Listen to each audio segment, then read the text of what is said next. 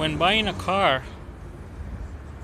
make sure there is no problems with the rings on the engine. The way you can confirm is by starting the car.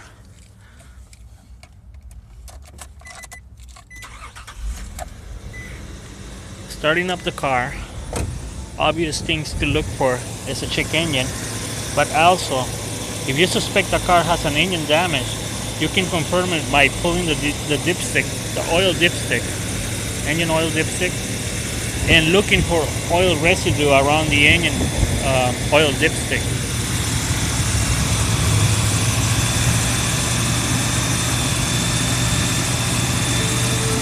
If the engine looks all oily, you suspect immediately, on the engine rings to be bad. But be careful, there is a trick.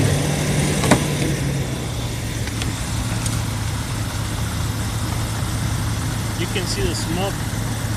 You can see the smoke coming out of the dipstick. And that confirms that there is a problem with the engine oil rings. Actually, with the engine rings, or lubrication rings in this case. The car will run rough and it will put up oil, smoke through the dipstick and through the exhaust. You look for a residue of engine oil on the dipstick.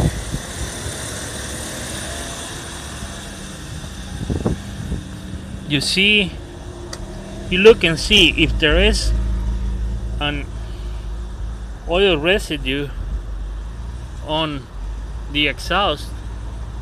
You can see. I'm gonna test again. If you see these signs, you can be sure that this engine has internal damage. So be careful when you buy a used car. There is tricks.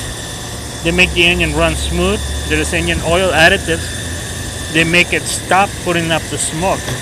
But at the end, if you look long enough, you'll be able to find out if your engine is a good engine or a bad engine. So good luck and on the purchase of your next used car. Thank you for watching. If you like my channel, subscribe to it. If you have any positive feedback, write me up. Or even negative feedback. It's all welcome. Thank you.